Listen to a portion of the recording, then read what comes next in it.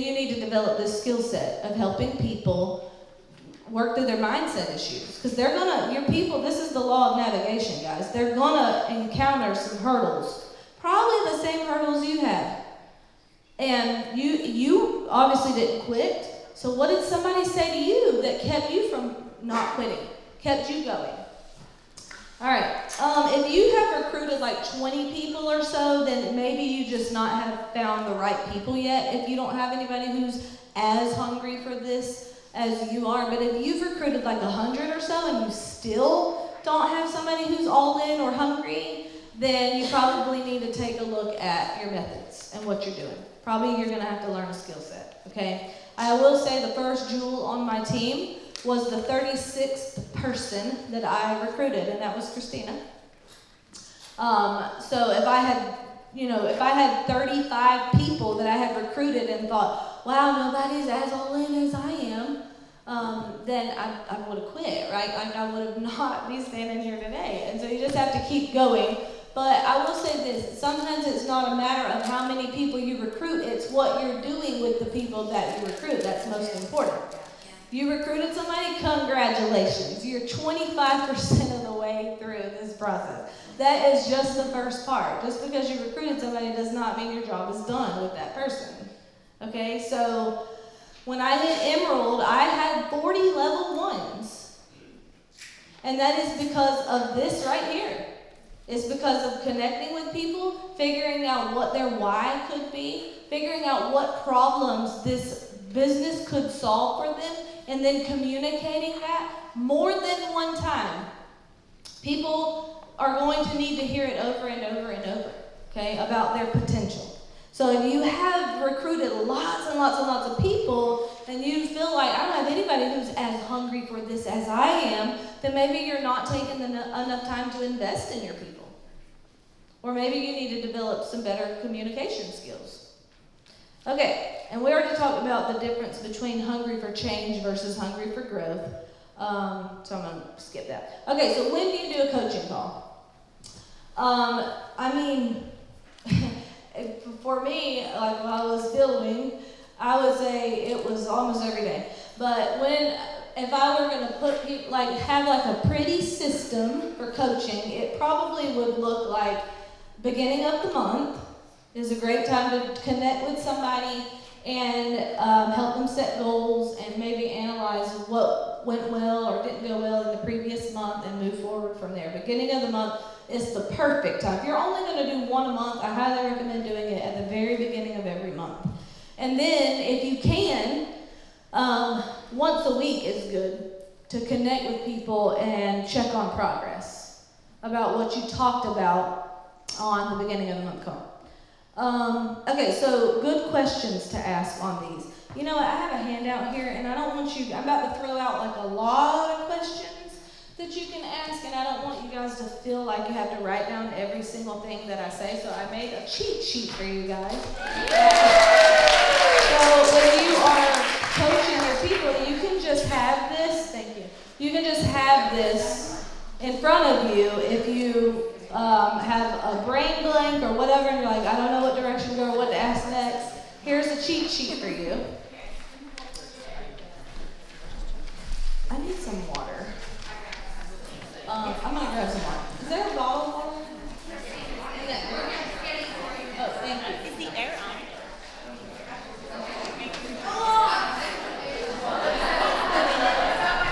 I was a bit nervous.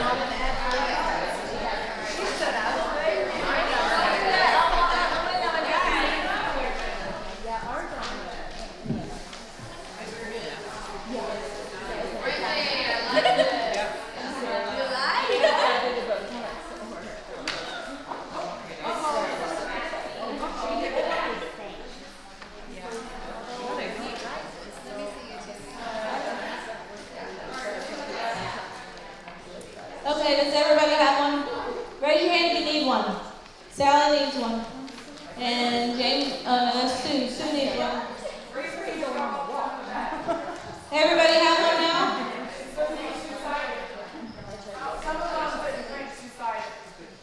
Oh, that's bad. So make sure it's two-sided and you got stuff on the back.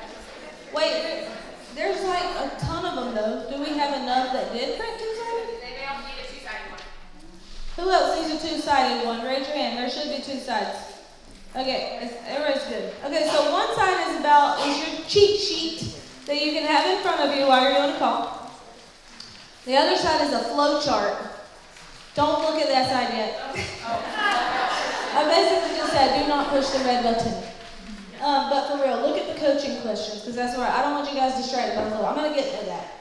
But these are just good questions to ask on a coaching call. All right, so here's how I would start it. Last month, Susie, your goals were fill in the blank. Did you hit your goals? Did you achieve everything you wanted to achieve last night? If so, how did you do that? It's really important to get people, most people don't take time to reflect, guys. They do, but they don't and they could even become very successful by their doing, but then they're not going to be duplicatable because they don't know how they became successful. So you as a coach want to get them to take a minute, and if they were successful at something, anything, it could be something small. Maybe their goal was, I just want to get my engagement up on social media. Maybe that was their goal, something small. Then you ask them, okay, how'd you do that? And just get them to think and reflect on that, because it's really important. When they understand how they did it, then it becomes duplicatable, because it doesn't really matter if something's working for you. In this business, it has to work for everybody under you. And if you can't communicate that, then guess what? You're going to be the only person winning on your team. So it's important for people to take a moment to reflect. Whether they missed a goal or they hit a goal, doesn't matter. Take time to reflect and figure out, did it work? If so, how? What did you do that made you successful? And if you did not reach all of your goals, why not? What needs to change this month? Right? Okay. Next question. I just said that. What needs to change this month as a result of what you learned from last month? So if you didn't achieve everything, then why not? And what can you do differently this month as a result of what we just figured out here? And then you can go into thinking about the future. So what are you excited about in your business right now? This goes back to a positive attitude, which we talked about yesterday. Listen, nobody's business is going to be perfect. Very few people are going to come to you and be like, everything's going perfectly right now. I have no problems at all. I don't think I've ever had a coaching call like that. So they're going to have problems, but that's not where we want to start. We're going to start with gratitude. What's going well in your business right now? What are you proud of? What have you accomplished that you're proud of that you can take a step back and be like, pat myself on the back? What are you excited about right now in your business? What are you excited about in the future?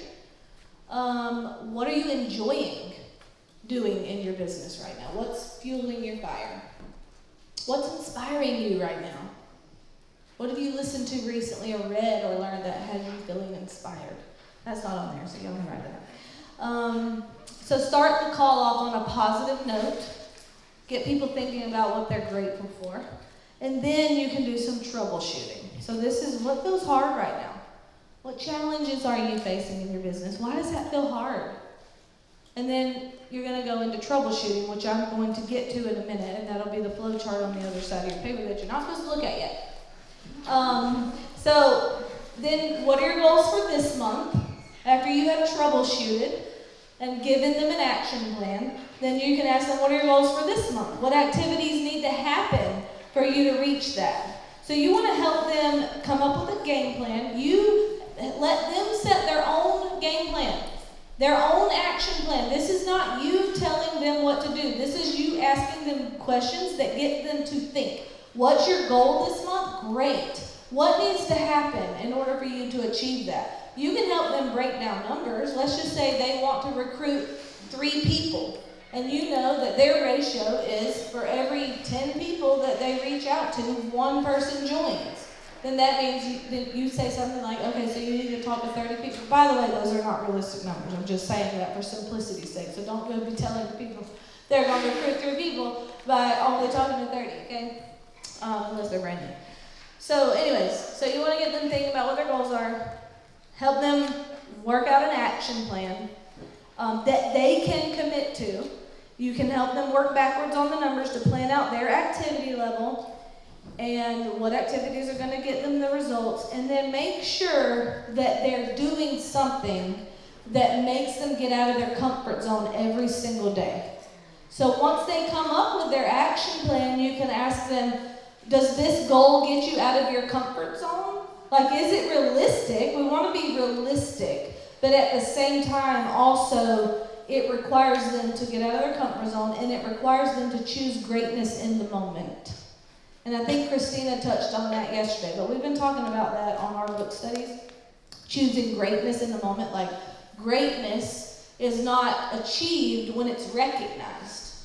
Greatness is produced in the day in, day out activities. So when you see somebody who appears to be great, that's just a result of their daily habits. And basically telling themselves no sometimes. And just having the discipline to do things they don't feel like doing. Or do things that make them uncomfortable. Or that scare them a little bit. Okay? So you want to make sure that their goals are realistic, number one. And also that their goals are requiring them to grow. Like their goals are pushing them a little bit and causing them to make progress. Okay, so that would be on a monthly call. You can easily take up an hour with that, especially if you like to talk like I do. Weekly coaching calls, if you're going to check in on progress or whatever, then you're going to say something like, last week we talked about you reaching out to Mary. How'd that go? You said she was one of your chicken listers. You knew she had lots of potential, but you were scared to reach out to her because you were scared what she was going to think and you didn't know what to say. So how did it go? You didn't do it? Okay, can you do that today? And then call me tomorrow. People have to earn your time. Okay? So they have to be doing, like you can hold them accountable just simply by asking if they did what they said they were going to do. This is not you being the boss. This is you just coaching them to make their own game plan and then just asking them how it went. And that is not pushy. Okay, so if they did it, then great, you can move forward. If they didn't, go tell them to go do it and then call you back. Now this, a lot of times, if people are not taking the action, like they're saying they're going to do something and then they don't do it, mindset issues come out here. And you can deal with that on the troubleshooting stuff. But a lot of times if people aren't taking the action they said they were going to take, it's because they've got some kind of thought or some kind of belief or some kind of feeling that's holding them back from doing that. If people are not taking action, it's because they're not inspired or they have fear, some kind of mindset issue. Like I said, this business is 80% mindset. The skill set is very simple. Go talk to Mary about plexus. Sounds real easy on paper until you go to do it, and like all the mind trash comes up, right? So as a coach, you just need to be able to help people navigate through that. Really, you think Mary? What do you think Mary's going to think? Like, what's the worst that happens here? Why would you think Mary would think that? Has anybody ever told you they think that about you before? Like, you really got to ask some questions here to really nail down to the root of that. Why are they thinking that? Okay, so. If they continue to not take action, though, that they said they're not going to take, and this goes on for like a long time, then you're going to have, that would be dragging. At that point, you've got to put a boundary and say, you know what, Susie, I can't want this more for you than you want it for yourself. And we've talked about this like a lot. And you have to want this. You have to be willing to choose. You have to be taking ownership of this. Okay? So I've helped you as far as I can help you at this point. But when you get ready to reach your potential, I want you to know I'm going to be your biggest fan. And I'm going to help you every step of the way. All right, here's another good question to determine somebody's mindset issues. How's your peace level? You're talking to them that week and they're working through their action plan that they came up with. How's your peace level? That is a really good question. Lots of mindset stuff comes up there. And so you can offer counter perspective. You felt found. Okay, so let's talk about troubleshooting somebody who feels stuck. So you can turn your paper over now. If somebody feels stuck, there's really only a few things that the problem could be.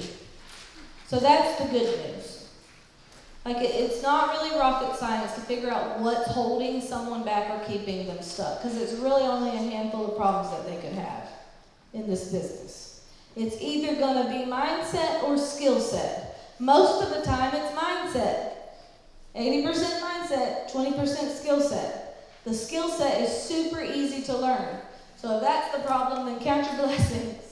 Because we have limitless training to teach somebody the skill set. Like, you don't even have to feel like on this coaching call, you have to teach them the skill set. You can just give them homework. Like, part of their action plan, they're saying, well, I don't know how, like, I'm really struggling to close the deal.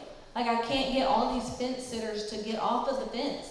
Then you say, okay, I have 2 videos that you need to watch this week, and you give them homework.